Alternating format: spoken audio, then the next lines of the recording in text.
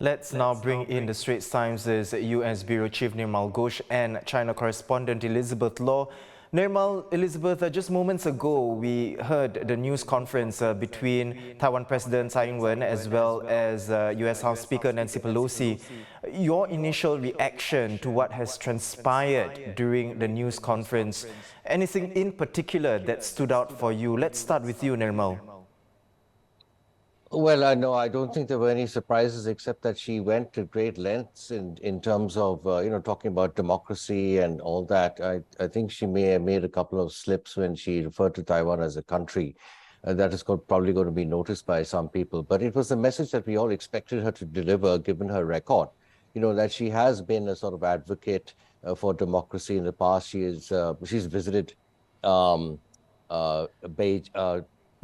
and at Tiananmen Square and so forth. She was visited with the Dalai Lama and so forth. So her record on this is well known.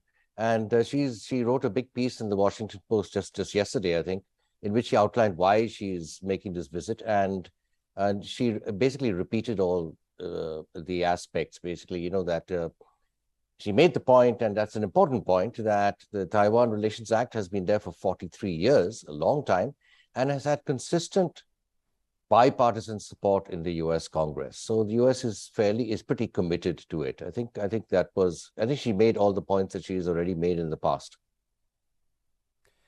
Elizabeth, what about you? Anything that stood out for you, Liz? I think what really stood out, like Nirmal said, it's not unexpected. That sort of very strong language that Mrs. Pelosi used, but for sure, it was very noteworthy that she referred to Taiwan as a country. That's one, and the other was the fact that Taiwanese President Tsai Ing-wen was very measured in the statements that she made. She didn't take any questions, but she did say at the top of the press availability that the military exercises that are going on around Taiwan now are completely unnecessary. Do note that, this morning, even beginning from last night, China had a furious response from at least 5 different government bodies, beginning with the Foreign Ministry, the Defense Ministry. It is also conducting military exercises around Taiwan now. But this actually continued this morning. We were seeing more angry responses. The Foreign Minister has called the visit dangerous and stupid, and also the Taiwan Affairs Office has now warned specifically President Tsai and Mrs. Pelosi that basically what they're doing now is going to lead Taiwan down a dangerous abyss. But what more we're expecting to see from China, I think it will unfold in the coming hours. Nirmal, we are reading a lot of developments from the China's side as well as Taiwan. Can you bring us up to date on the reactions in Washington over the last 14 hours or so? Is there unanimity in opinions towards the trip? And how will it play out domestically, especially in view of the midterms coming up? Well, the U.S. officially, the White House, the Pentagon has actually come out and repeated, number one, it does not change the one China policy. So there's no need to get excited. No dramas required. They think that China is overreacting. They will not rise to the bait. They will not do their own saber rattling, but they remain committed to the Taiwan Relations Act and the whole thing. But the speaker's visit does not change anything fundamentally. That is the administration's position. Now, if you look generally at the foreign policy and security establishment there, it started with this visit. A lot of people thought it was unnecessary and needlessly provocative. However, it eventually drew bipartisan support, as we know. So I think that it sort of emboldened the speaker. And the point is made that there is precedent. Newt Gingrich, formerly Speaker of the House, a Republican, he visited in '97. So underlying the U.S.'s position is something which is somewhat akin, and Elizabeth, you can correct me if I'm wrong.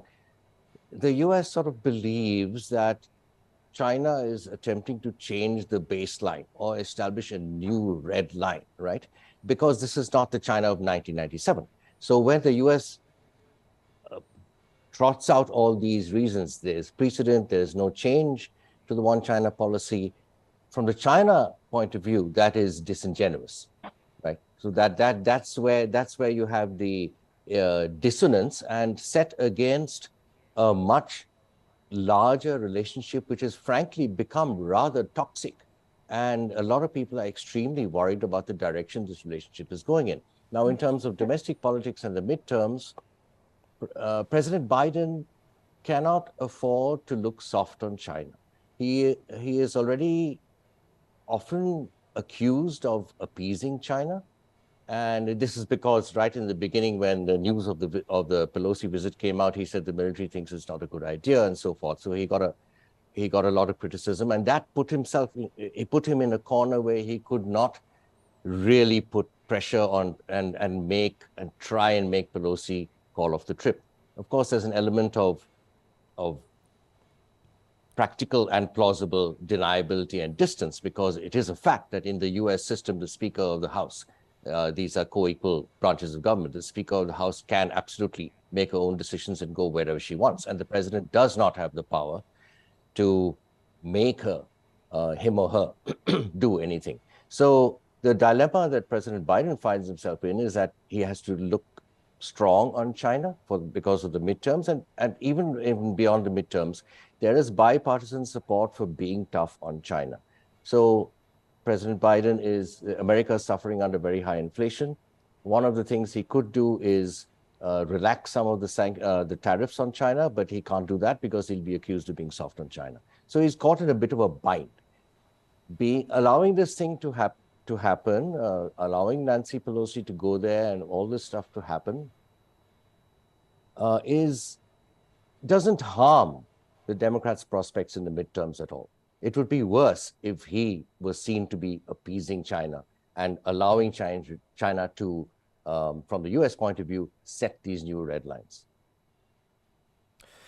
Elizabeth, the latest I am reading is, according to Taiwan Defense Ministry, Chinese drills have invaded Taiwan's territorial space. Now, separately, China has hit Taiwan economically as well. China's Commerce Ministry has suspended the export of sand to Taiwan and halted the import of fruits and fish products from Taiwan. Elizabeth, what other leverage does it have? Well, I think, just to add on slightly to what Nirmal had said earlier as well, this Chinese response has actually been completely expected.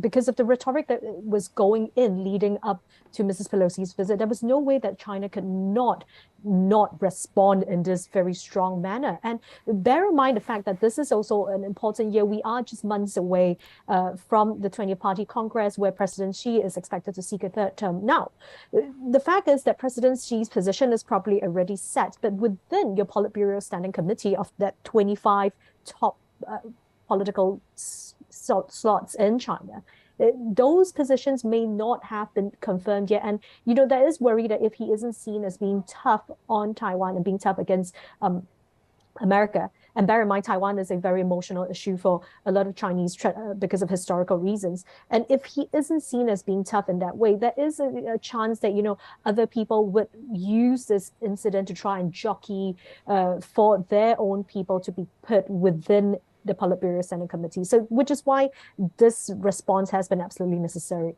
Now, to go back to what you said, yesterday, China's customs has said that they are also going to ban the import of citrus fruits and certain types of fish from Taiwan. They previously already banned pineapples, they've banned grouper, and on Monday they said that about 100 exporters from Taiwan were not allowed to export food into China because of outdated paperwork. So all of these is gradually tightening the screws.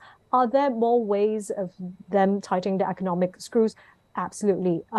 But what exactly they will do, because it is also quite a delicate balance. You want to gradually have economic sanctions, but at the same time, you do not want to provoke them into really properly lashing out and really souring the entire relation. Because don't forget, China keeps pushing this thing as well, that there is one country, two systems, and they need to try to make the idea of some sort of reunification palatable to the Taiwanese. So they really don't want to completely sour that relationship. So I think it will be interesting to see what happens in the coming days and whether or not the military exercises are going to escalate much further than we think. Yes, while they have incurred into Taiwanese territory. But based on a map that the PLA had released last night after they announced the exercises that were going to take place this week, you could see that some of these areas that they had marked out on the map already would have incurred into Taiwanese territory. So it is, again, as I said, it is expected, but the risk of miscalculation and an incident happening is still very high. Elizabeth, Nirmal, thank you for the insights and perspectives.